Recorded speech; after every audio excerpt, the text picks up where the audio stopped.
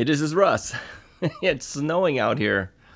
Yeah, it is Chicago. We're gonna get the snow. We already knew it was gonna snow, but we had a day or so that wasn't so bad. That's why I was able to ride the Magicycle Deer on the last video. I recorded that actually on Sunday. Today, what is today? Today's Thursday, and it's snowing. Yeah, kind of like sleet. It's not good stuff out there. Anyway, I wanted to talk about that. I wouldn't call it a product review. It's just kind of another introduction to the deer. We're gonna do the actual product review sometime in the spring. But when the weather's decent, you got to get out there, right? So I figured, I can pick whatever I want to pick to ride at this point. And I said, I'm gonna ride the deer because it's the newest thing, and I know people have been asking, what do you really think about this thing? So I did a little bit of introduction to that video. But I did get a comment, of which many of you guys have kind of jumped onto as well, saying that the guy wasn't really sure whether he really trusted my review. Well, first off, it wasn't a full review. I think he knew that too, because he said he would probably watch the review in the spring. But he wasn't too happy with the fact that I didn't mention the elephant in the room, saying that the bike was overpriced. Yeah, let's talk about that. Okay. Thank you so much too for your comment. I do appreciate, whether it's a positive or a negative comment like that. It did give me some food for thought as to this video and some things I wanted to talk about concerning that. Okay. First off, let me say this too. The Russ is Right channel being a review channel, it's not a review channel. It never intended to be a review channel. When I bought my first e-bike, it was to rehab my knee. Because I had a bad knee, right? I had a knee replacement. And it took 2 years to get over that to the point where I could finally ride a bike. So I bought the e-bike to help rehab my knee. I mean, little did I know that it would turn into an e-bike channel mostly. Yeah, I got somebody else too. Somebody else put a comment which went into the hidden area. YouTube sometimes flags certain comments saying that, this has potential issues with it. And so it won't publish it right away. It'll just put it in the holding zone. I think I talked about this before for you guys. And it gives me a way to look at it first and decide whether I'm going to push that forward or whether I'm just going to delete the comment. And that comment, the guy said that your older videos were better than your new videos that has to deal with this. I don't know how he put it, these junky e-bikes or something. Something to that effect. Yeah, well. Yeah, we didn't like that comment, so it didn't get pushed forward, so you didn't get to see it. Okay, so we deleted that one. And you know what happened to him too, right? Yeah, he with a comment something like that, he is not a normal Russ is Right viewer anyway, so yeah, he got banned. But the other gentleman who put this comment recently about the deer, saying that it was overpriced, no, he didn't get banned yet.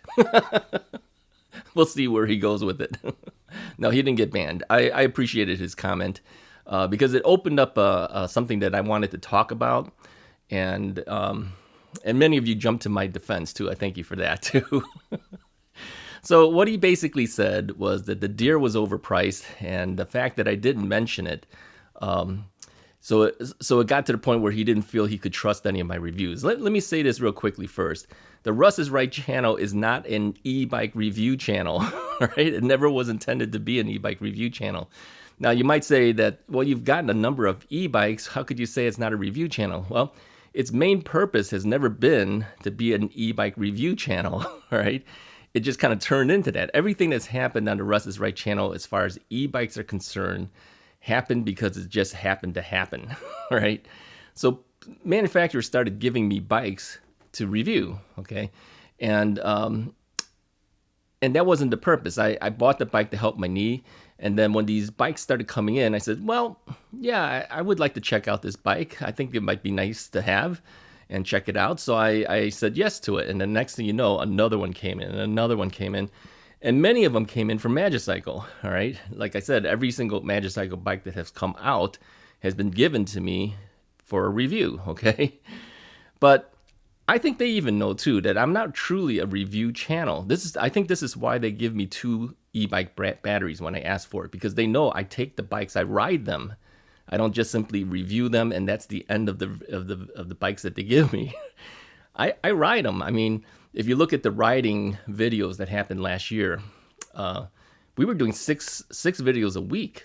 You know, literally, except for Sundays, I had a video coming out, and it wasn't all reviews. It was me out there riding, and as I'm riding the bikes, I'm experiencing the bike and kind of talking about it, and of course the things that I see around me too. You know, we talked about everything. It wasn't strictly about the bikes, but I think they kind of recognize that, you give Russ a second e-bike battery, he goes further, he goes and rides further and experiences more, and he talks more about the product. So really, they do have a benefit by giving me that second battery. All right, I think they recognize that, and that's why they do it. But if you take a look at some other channels, and I'm not knocking other channels, what I'm saying is there are many channels that are strictly e-bike review channels. I mean, that's really all they do. Is bikes come in, they review it, they talk about it, they may make a couple of videos about it, and then the next topic would be the next bike that came in for review, right?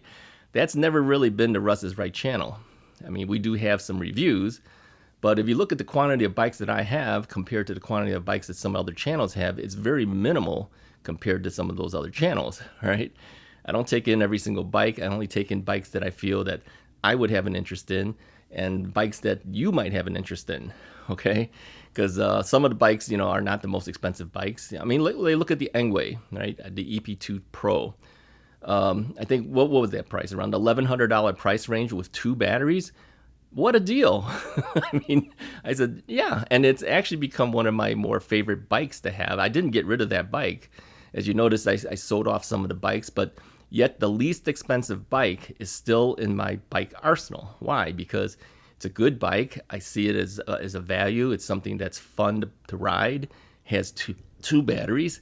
I can lend it to a neighbor if they're interested in trying it.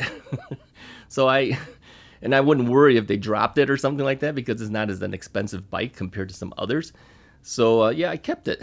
So anyway, the Russ is Right channel, let me say this one more time, has never been strictly a review channel. It's a riding channel, okay? It's me riding and helping my knee. And at the same time, we get to experience how some of the new bikes have come out, how they help us, right? Or whether they're good or they're bad. Now, others have said that Russ doesn't take bikes that he doesn't think is good, or that he doesn't think that we would benefit from. And that's true. I've said this many times. I mean, what are we up to? 34 bikes now that I've turned down, as far as at least not even answering. Some of them I have answered. 34 bikes that I've turned down when manufacturers have asked me if I would do a video for them. If I was strictly interested in getting the bikes, doing a quick review, and selling them and making some money on them, I would have taken all 34 of the extra bikes. I think I kept 14 or 15 bikes, something like that. I always keep forgetting what the actual number is. But if you consider how many bikes I've kept compared to how many bikes I've turned down, it kind of tells you a little bit about what I'm really looking to do. I'm only interested in things that I think having some safety factors in there, or maybe better batteries. You know what I really would like to see, which I don't know whether any of the bikes that I haven't really looked at the batteries. I'd like to see UL listed batteries in there. Yeah, wouldn't that be nice? If the manufacturers would just get the UL listing in there. I know it's a tough thing to do, because they have to submit the battery to UL for testing and all that. And it takes a while to get it back and everything, and it's an expensive process. It's not cheap. I mean, if we were to ask all of our manufacturers to give us only UL batteries, it's going to take a while before we get any new bikes out, all right? Because it's not an easy process. But there is that stringent process of testing that kind of help us feel that maybe these batteries are a little safer, right? But so far, and somebody asked me before too, have you ever had battery catch fire? And the answer is no, I have not. Good thing. And so far, the batteries have been good. And so the manufacturers that have given me bikes that I've accepted to do a quick review on it, they've held up so far. Okay, knock on wood. Let's keep it that way. So yeah. So my question is this: he said that the bike was too expensive, and that I was in Magicycle's pocket, so to speak, that he couldn't trust it. Well, let me say this. Yeah, I do like the Magicycle bikes. I mean, it's really not a secret. I've basically said that. If you watch the launch of the Deer, I do a little testimonial there telling you that I like their products and that it's been a good relationship between me and the manufacturer. Okay. But that doesn't mean that I like every single little thing about the Magicycle bikes. I've mentioned before too certain things that, yeah, if they had done this, it would have been better, or if they would have put this in there, it would have been better. Like for instance, the Deer. I mentioned that they shifted the brakes from Tektro brakes to Bengal brakes, and I said between the two brakes, I'd rather have the Tektro. All right. I mean, if I was in their pocket for every little thing, they wouldn't like to hear that, right? They would like to hear me say every little thing about that product is perfect. Well, we know not every product is perfect. There's little things that would have been better if they did this, a little bit better if they did that. Not that the Bengal brakes were bad. I mean, they work and they work well. They work better than a mechanical disc brake. Let me say that, okay? But if you put the two side by side, if you had to give a preference, my preference would be the Tektro brake. But can I live with the Bengal brake? Absolutely can. Okay, so my whole point is this. He mentioned something to the effect of, you can't really trust me because I'm in their pocket. In other words, I'm a Magicycle guy, right? Well, if I was only a Magicycle guy, I wouldn't be taking any other bikes. I would only simply ride Magicycle bikes exclusively and rep it, right? I'll give you another example. I won't mention the company's name, but another company said to me that they wanted me to do something more for them, and basically do some things that would help promote them a little bit more. Okay, and that would be beneficial for both me and for the company, of course, and for you guys too, because it is a good product, and I had to say no, right? Now that was actually a product that I actually like a lot, and I still promote. But I said, let me save you some money and let's not do it. So, but I will continue to mention, right? So I understand why they need to do this. I mean, it is promotional stuff. They need to be able to improve more sales and things like that. But they're doing pretty well. So I just said, no, I like the product well enough. I'm going to do it for free. You don't need to pay me any extra. I'm going to still mention it anyway. And this way I don't have to do any extra things to kind of keep promoting, to kind of keep pushing and stuff like that. And I said, let me just do it the way I've been doing it. And they were fine with that. Okay. So I still have a very good relationship with them, even though I turned down something that they felt that they could help me more and then help them more at the same time. I turned it down. Yeah. So whether you trust my reviews or not, that's up to you. But I don't see my reviews as the type of reviews like all the other people's reviews. 'Cause, I mean, quite frankly, some of these guys do a lot better reviews than I do, in my opinion. Okay. All I'm telling you guys is my experience with that product. If I like it, I tell you. If I don't like some aspect of it, I tell you. And the fact that I have it kind of tells you that I had some interest in it in the first place, or I would have never taken it, right? So I want to talk also about price, okay? Price. He thought that the Deer was overpriced, okay? And I looked at it, and my first initial impression, because as I mentioned before, I said the Deer is kind of like their cruiser bike, okay, the Cruiser Pro, actually more so, because it's got the hydraulic brakes and better torque, all that stuff. So it's kind of like the Cruiser Pro, but if you compare the price of the Cruiser Pro and you compare the price of the Deer, the Deer is more expensive, okay.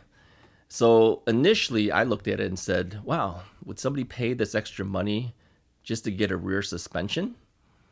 And I thought about it. I said, some will and some won't, all right? But you never hear me say it's not worth it, because I think it's worth getting if you need it. Because if you remember the very first introduction video I did of the Deer, where I was riding the Deer, I said, is it worth it? I said, that's really up to the individual, right? I'm not going to prejudge whether something is too expensive or not too expensive, because I don't know what your financial situation is, all right? Now, if you ask, would Russ buy one? Okay. If I was going to go off-roading, if I was going to be bouncing around on things that are not smooth paved paths, I would buy one. But as you know, I ride mostly streets. bike pads and the like. And I said on the second review, if you need a suspension, you buy this bike. If you don't do hard riding, you might not necessarily need this bike. So I would recommend that you buy the standard Cruiser Pro, okay? And you'd save money. I don't know how much money you save. Is it $600 or $700? I don't know. You would save money, right? So I'm not pushing anyone to buy the Deer. I'm not pushing to buy Magicycle. I'm just saying it between the two within the same company, okay?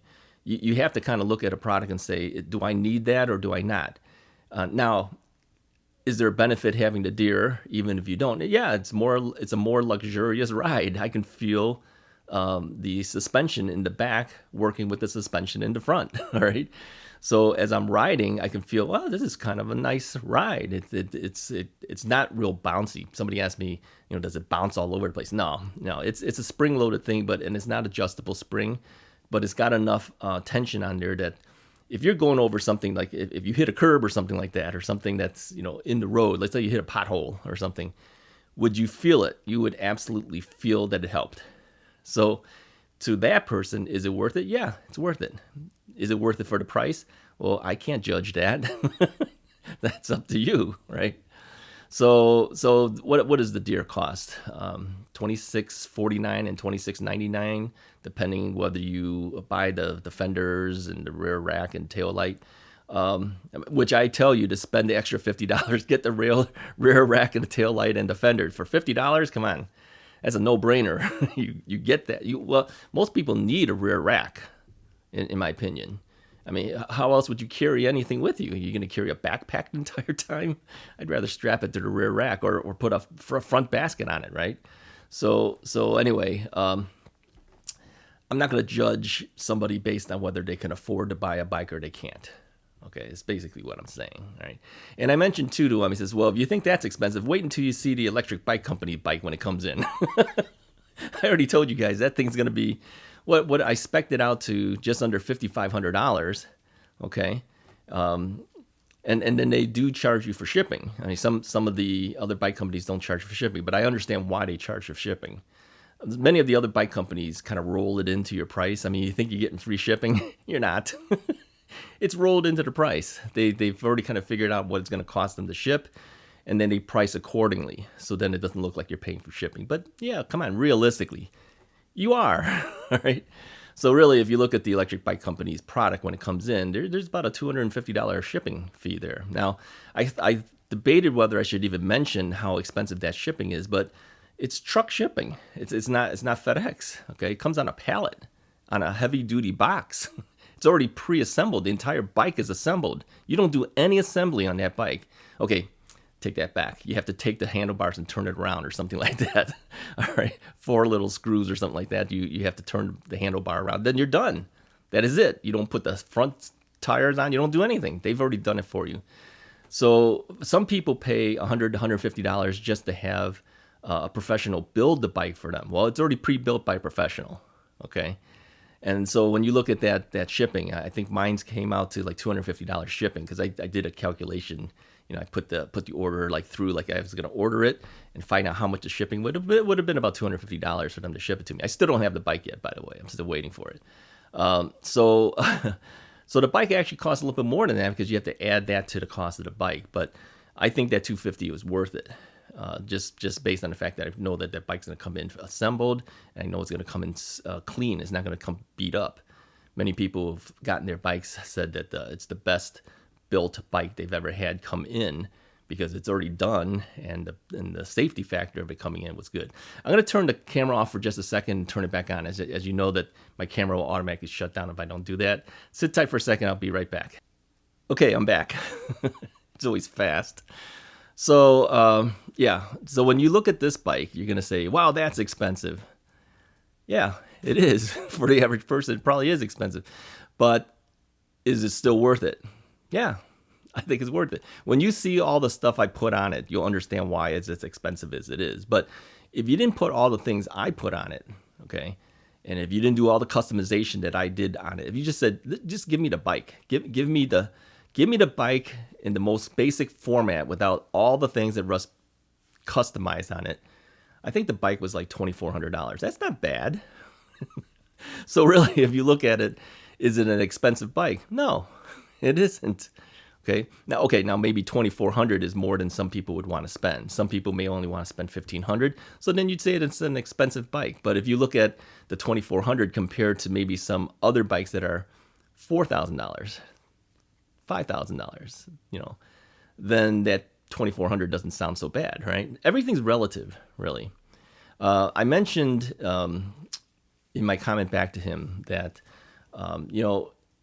back in the day, I used to work in the audio industry. Our family, my father, opened up a stereo store. I mentioned this before to you guys. And I worked in the stereo store for 8 years, basically selling audio equipment. We sold average audio equipment, but towards the end of the store, we started moving towards the high end of things. We had turntables that would cost about $2,400. Now, you're talking back in late 70s and early 80s. Go calculate how much $2,400 would be back in those days compared to today's figures. Probably be like $8,000 for a turntable, tone arm, and a cartridge, right? I sold a lot of those turntables, right? But I also sold turntables that were like $200. I mean, I could have simply said, hey, why don't you just save the money and buy this $200 turntable? It still turns the record around. But there's a difference in the quality, okay? When you look at that turntable for $2,400 and the tone arm and the cartridge, it was top of the line stuff. And there's benefits to it too. I mean, literally, you know how turntables, if you even tap on the table, not the turntable, but on the platform that the turntable's sitting on, you'd hear that tapping coming through the tone arm and the cartridge, right? You'd hear it through your speakers because it would pick it up. We used to be able to take our hand and slap the turntable on the turntable itself. You wouldn't hear a thing coming through it. It was that isolated. And its image quality and everything, I mean, if you're an audiophile, you would understand what I'm talking about. This was Soda turntables back in the day. It was just a great sounding turntable and performed very well. Was it worth that kind of money, $2,500? Well, to some people it was. Would I have bought one? If I had the money, I would have bought one. I regret to this day that when we closed our store, I sold off that final turntable because I should have kept it. Because now these things are, I don't know, about $8,800 plus tone arm plus cartridge. I don't know, over $10,000. I should have kept it all these years. And they're still making that table. Okay, so my whole point is this. Products are available in different price categories. Not everyone could afford it. Some can, some can't. That doesn't make it a bad product. And to say that a product is overpriced is not really fair either. Okay, you don't know what they put into the engineering of this thing. Somebody mentioned the manufacturer should have the right to be able to recoup the cost that they put in the research and development of the product. I agree with that. Yeah, I mean, if you take a look at how the Deer was built and some of the technologies they put in it, why does it weigh 92.3 pounds? It's because it's built like a tank to be able to withstand that bending that happens on that suspension, right? If you didn't build it that way, you'd probably have a product that would fall apart in time, okay? So that cost them money to develop that. They're recouping some of that money from this first product because it cost them money to design it, right? So is it overpriced? I don't think so. It's several $100s more. I don't know, was it $600 more than $600, $700? I don't care, whatever it was, higher than maybe the Cruiser Pro. They're recouping some of that. Plus, you're paying a little bit for the actual product and the engineering. And then somebody mentioned there's a $300 discount going on it too. So that roughly $2,700 price now becomes $2,400. It's a little more affordable, okay? So yeah, whether you think a product is overpriced or not, put a comment in the comments below. I don't think all products can be considered overpriced based on just the price of what it is. You have to look at what it has and how they built it and the effort they put together to get that to happen. And there's marketing costs, of course. Look, they give me bikes, they give other people the bikes, they got to recoup that cost too. So it costs them some money, and they're gonna have to try to kind of recoup that somehow, right? So whether you're willing to pay for that or you don't, That's a personal decision, but I'll guarantee you there's going to be a number of people who buy that Magicycle gear and be perfectly happy with it, okay? Sadly, not all of us have the money to do that, all right? So you have to kind of look at each person's individual ability to spend what they can spend. Doesn't make the product a bad product. It's just, it's going to cost a little bit more to get that luxury. I mean, I think let's talk about cars, all right? Is a Mercedes overpriced? I think it is. Would I own one if you gave it to me? Absolutely would. I had 2 Lexuses, okay, over my lifetime. But I didn't buy them new. I bought them used. I couldn't afford to buy them new, okay? Do I appreciate what the Lexus is compared to a standard Toyota? Yes, I appreciate it, right? Yeah, there's things on those Lexus cars that were better than the Toyotas, in my opinion. Okay, not everyone may agree, but there's some luxury parts. Do I need it? No. Can I still get from point A to point B with that Toyota? Yes. Would I want the Lexus over the Toyota? Yes, I would. If you gave me the Mercedes, would I use that? Yes, I would. You give me a Ferrari, would I use that? Absolutely. Do I need it? No. Is it overpriced? Yes. So, yeah, everything is all based on your ability to spend that kind of money, whether you really need it or whether you just want one, right? There you have it. That's all I wanted to say. Okay, now, if you made it through all of this, okay, we have one more area of business we want to take care of. Now, I purposely didn't say anything in the beginning of this video because, why? Yeah, we had a contest thing going on, right? It wasn't a contest. It was actually it's not even a raffle. It's a giveaway, right? Yeah. Xnito helmets offered to give us 2 free helmets to give away because we hit 13,000 subscribers. So, yeah, we need to do the drawing, right? So I'm gonna cut away and show you the drawing and how I did it. Let me talk a little bit first, and then we'll do the drawing here. So I told you guys on the long video that I made, it was what was that, an hour and 50-minute video or something like that, that we were going to give this away, and I didn't say anything about it because if you didn't watch that video to at least, what was it, an hour and 10 minutes in, something like that, that's when I actually announced it. You wouldn't know that it was going on. So, yeah, all you had to do at that point was put a comment that said, Happy Valentine's Day, Russ. Then I knew you wanted to be entered into the contest of possibly winning it, and then we would do the drawing and do it. So we're going to do that now. So what I did is I took everybody who mentioned that up to the point of the end of the day of February 15th. So it was on the 14th and the 15th. Everyone that went and said that up to the date of the end of the day of February 15th, I put everyone's name on this little kind of like a Wheel of Fortune thing. Okay, so it's an internet thing that's free, and all I'm gonna do is click on the thing, and then the internet thing is gonna pick the winner. Okay, and I'm gonna click it twice so we can see who the winner is. Now here's how you're gonna get this if you're the lucky person that wins this. And there's a lot of entries, quite frankly. I hope this thing will work. I haven't done it yet. I'll do it after I shut down from this. But if you win, you need to email me at contactrussisright@gmail.com. Do not send it to russisright@gmail.com. That's somebody else's email address, okay? Contactrussisright@gmail.com. All one word, okay? Tell me who you are, okay? Give me your name and tell me your screen name. Now, here's how I know that it's you, because if I just said, hey, this is who won, I mean, 50 guys could say, hey, I'm the guy, right? Because I don't know if you are or you aren't. Here's what I'm going to do. Once you email me, I'm going to email you back. I'm going to email you back a phrase that you will have to type in the next video. So if it's you, I'll see, let's say your name is XYZ, okay? If I see XYZ, put down the phrase that I gave him to put down, I will know it's truly you. Right? Because nobody else will know the phrase that I'm telling you to say. If that's the case, then I know that's you, and then I will give your name to Xnito and have Xnito contact you to get your contact information.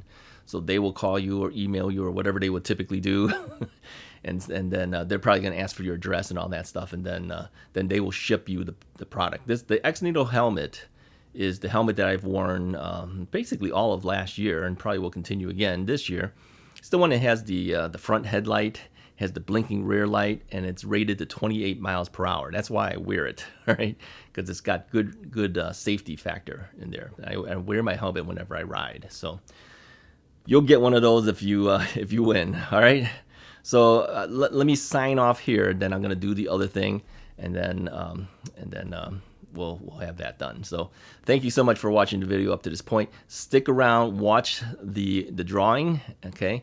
And if you are the winner, one of the 2 winners, email me, and then we'll go from there.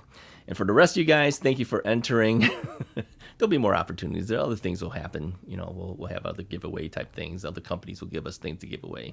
So hit the like button if you haven't already done so. Stick around. I'm going to do that drawing right now. All right, so this is compliments of spinnerwheel.com. So if you ever need to do some type of drawing thing like that, you can do the same thing. It's just right on the internet, okay? So if you win this thing, contact me at contactrussisright@gmail.com. Send me your name and your phone number, and I will send back information for you to put down on the next video. So our first winner is Paul Jenkins. Congratulations to Paul. He's the winner of an Xnito helmet.